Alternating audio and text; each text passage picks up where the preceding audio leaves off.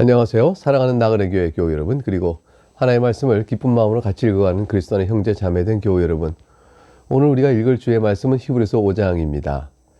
우린 4장 12절에서부터 이런 말씀을 읽었었죠. 하나님의 말씀은 살아있고 활력이 있어 좌우의 날선 어떤 것보다 예리하여 혼과 영과 관절과 골수를 찔러 쪼개기까지 하며 또 마음의 생각과 뜻을 판단하나니 지으신 것이 하나도 그 앞에서 나타나지 않음이 없고 우리의 결산을 받으실 이의 눈앞에 만물이 벌거벗은 것 같이 드러나니라. 어떻게 하면 좋아요? 그래서 주신 답이 14절에 있죠. 그러므로 우리에게는 큰 대제사장이 계시니 승천하시니 곧 하나님의 아들 예수시라. 우리가 믿는 도리를 굳게 잡을지어다 그랬어요. 15절에 그 가장은 우리에게 있는 대제사장은 이런 분이거든요.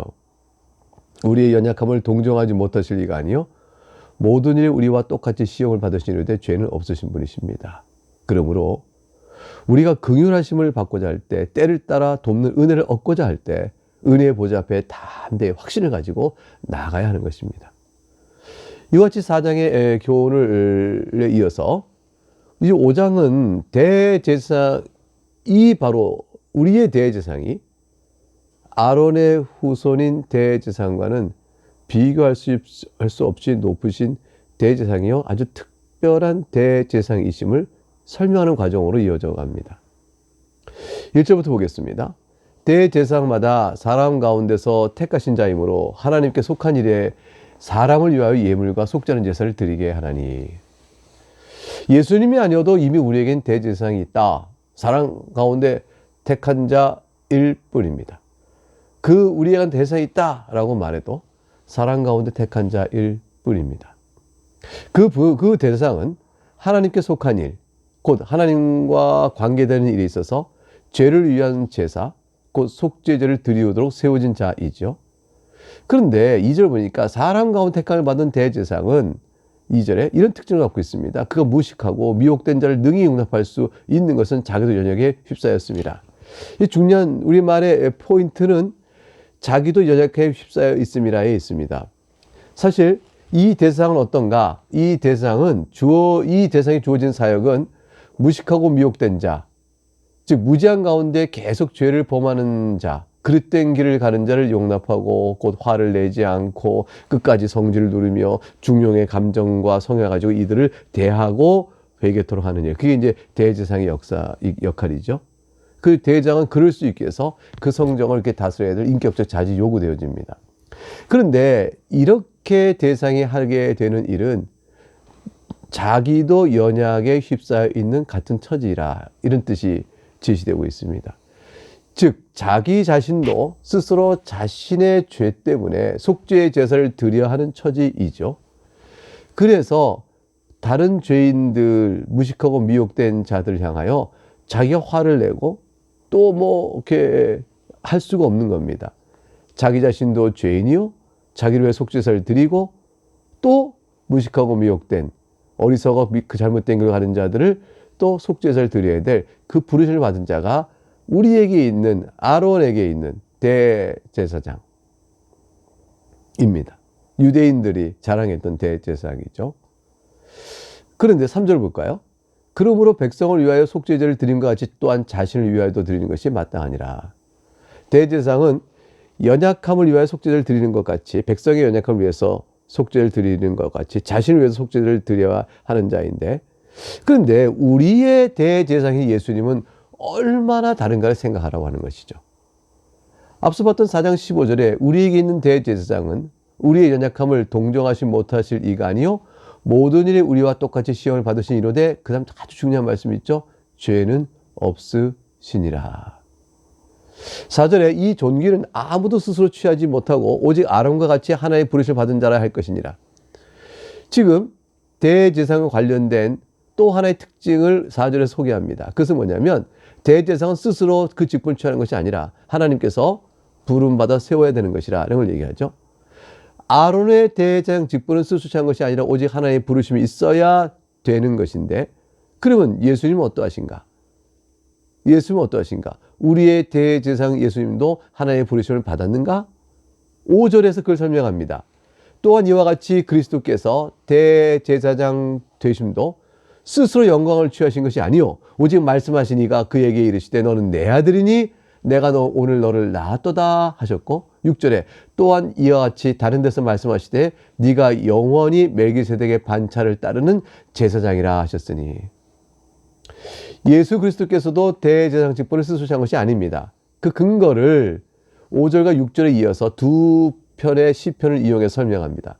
하나는 시편 2편 7절이죠. 이것은 앞에 봤던 1장 5절에서 이렇게 되어진 말씀 속에서 우리가 확인했던, 거기서도 인용됐었던 말씀입니다. 하나님께서 어느 때 천사 중 누구에게 너는 내 아들이라 오늘 내가 너를 낳았다 하셨으며 또 다시 나는 그에게 아버지가 되고 그는 내게 아들이 되라 하셨느냐고 말하므로 거기서는 그리스도께서 하나님의 아들이심을 논증했습니다.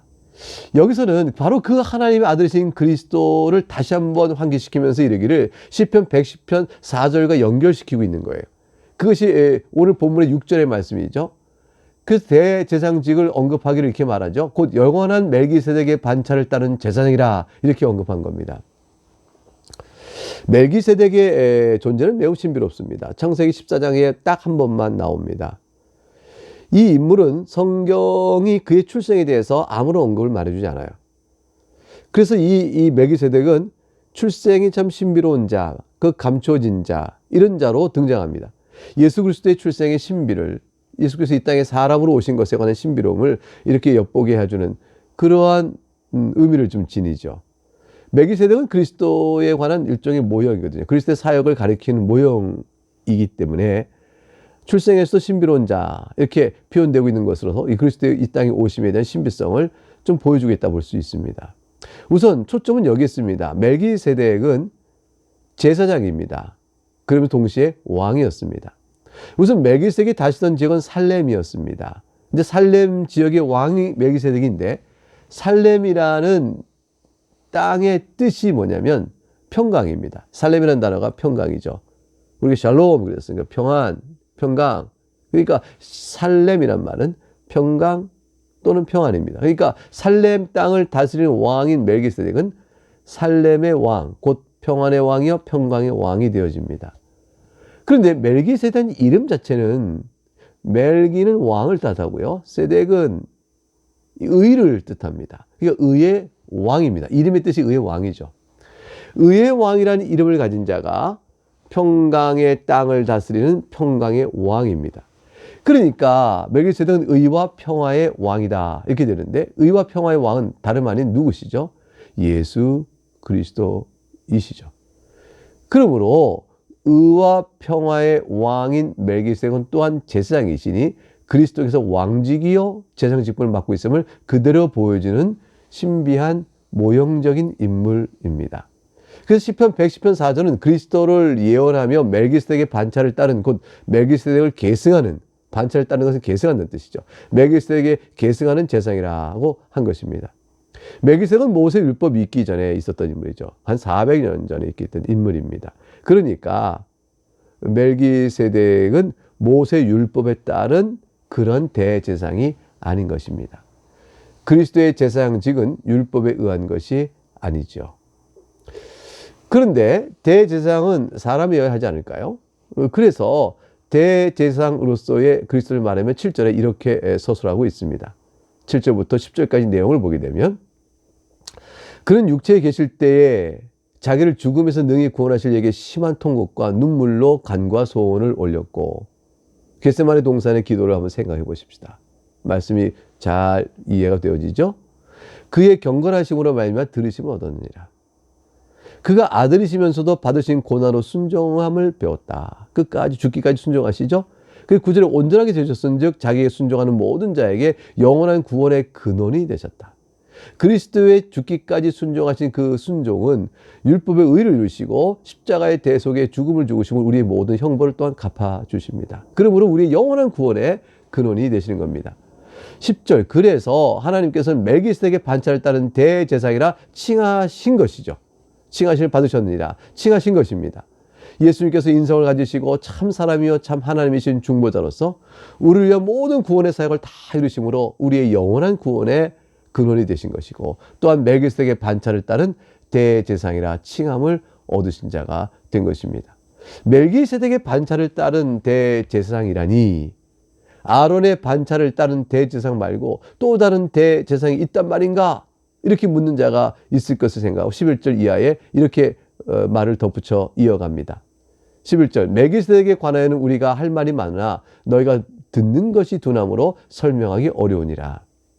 여기서 원문은 멜기세덱에 관하여 멜기세덱 말이 없습니다. 원문은 이것에 관하여는 이렇게 되어 있습니다. 그래서 이것이 무엇을 가리키는가?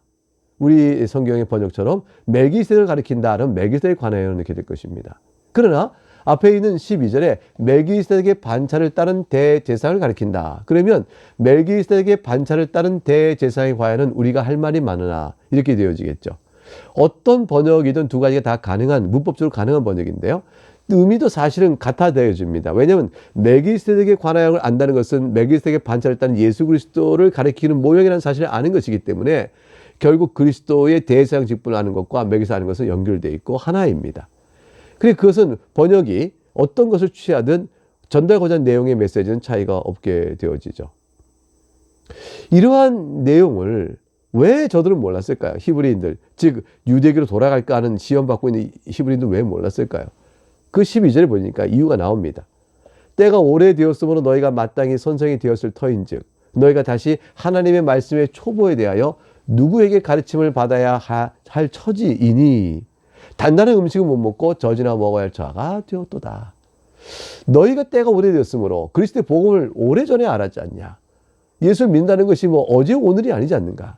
그러면 이미 그리스도의 복음을 잘 아는 자로서 마땅히 선생이 되어 이제 그리스도를 믿고 나오는 초보자들에게 가르쳐야 될 그런 지식의, 복음의 이해 지식의 수준이 있어야 되는데 여전히 그리스도의 복음을 잘 알지 못하고 어두우니 그래서 너희가 지금 다시 유대교로 돌아갈까 하는 이런 어리석은 배교의 위기를 겪고 있는 것이라. 아직도 말씀의 초보 수준에 머물러 단단한 음식, 이 무엇을 의미할까요? 그 복음의 깊은 교리를 그 단단한 음식이라는 것이죠. 그걸 먹을 수가 없는 자에 머물러 있도다. 그 단단한 음식은 복음의 깊은 교리인데 구체적으로 어떤 것일까? 대표적으로 13절에서 한 가지 암시를 줍니다. 이는 젖을 먹는 자마다 어린아이니 의의 말씀을 경험하지 못한 자요. 의의 말씀을 경험하지 못한 자, 즉 의의 말씀을 경험하지 못한다는 것은 단단한 음식을 먹지 못한 자하고 연결되어 갑니다. 단단한 음식의 대표적인 것은 예수 그리스도의 의로 인하여 의롭다를 받는 복음의 말씀이죠. 유대인들은 모세의 율법을 지킴으로 의로운 자가 되어지고 자신의 구원을 받는다고 생각했습니다. 그러나 복음을 아는 자는 어떻게 생각하죠? 멜기세덱의 반차를 따른 대제사장 그리스도의 속죄의 대리 형벌을 받음으로 인해서 우리의 죄값을 치르시고 그리스도께서 의를 다 이루심으로 인해서 그 의를 우리 것 삼아 주시는 그 은혜로 인해서 우리가 하나님 앞에서 의로운 자가 되어집니다. 이것이 바로 의의 말씀입니다. 예수 그리스도이란 의의 말씀. 예수 그리스도의 복음의 의.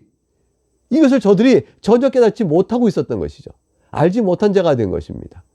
그러니 그리스도께서 우리를 대신하여 형벌 받으신 대리속죄, 그리고 부활하시고 다시 승천하시고 그리스도의 영으로 교회를 세우시고 다시 재림하여 이 세상과 새 땅을 이루신 모든 구속사 내용에 관련된 내용을 너희가 다 이해하지 못하고 알지 못하는 자가 되어서 젖이나 먹는 자가 되고 말았다. 이렇게 된 것입니다. 그러니 시험이 들어서 넘어지는 것이죠.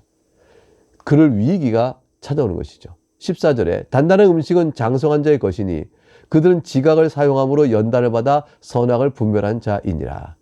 지각을 사용함으로 연단을 받는다는 것은 중요한 교훈이 있습니다. 말씀을 배워 익히게 노력하는 것이죠. 지각, 생각하고 학습을 하는 것입니다. 근데 연단을 받는다는 것은 훈련하고 노력하고 애쓰는 과정을 다 포함하죠. 그러니까 단단한 음식은 장성한 자의 것이니 여러분 장성한 자가 되기 원합니까? 그리스도의 복음의 교리를 확실하게 익히고 아는 자가 되며 이해가 점점 깊어지길 원합니까? 그런 자는 단단한 음식을 먹는 자입니다. 그런 자들은 어떻게 그렇게 되어지죠? 생각하고 깨닫기를 원하여 주 앞에 기도하고 하나님의 말씀을 배워가는 일에 연단을 받아, 즉 연습을 꾸준히 해야 하는 것입니다. 노력이 필요합니다.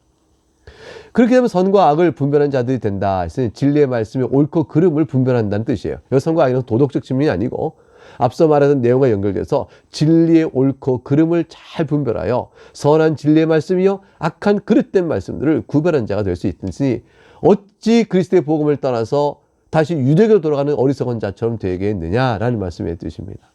사랑하는 교회 여러분, 결국 시험이라는 것은 어디서 오는 것이죠? 말씀의 진리가 불분명해서 오게 됩니다.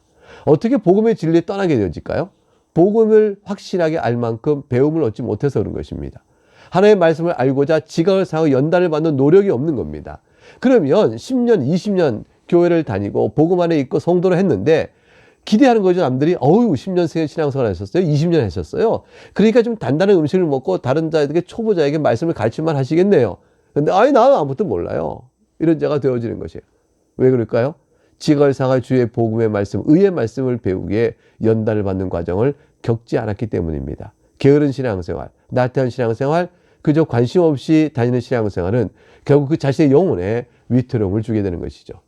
우리가 주의 말씀을 읽어야 합니다. 오늘 이렇게 우리가 맥체인 성경 읽기에 따라서 한 장씩 영상을 보며 한 20분 정도 시간 속에 우리 한 장씩 생각해 보지 않습니까?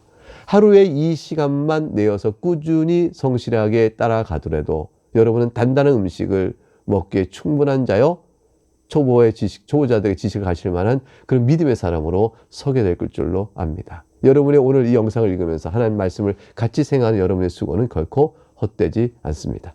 더욱더 복된 은혜 가운데 더욱더 깊은 교리와 단단한 음식을 잘 소화할 수 있는 훌륭한 주의 백성이요, 그걸 통한 복음의 지식의 풍성함으로 그리스도께 베푸신 은혜의 영광을 더 알아가는 큰 기쁨 가운데 거하신 여러분 될 수 있기를 주여로 축복합니다. 오늘 여기서 마치겠습니다. 감사합니다.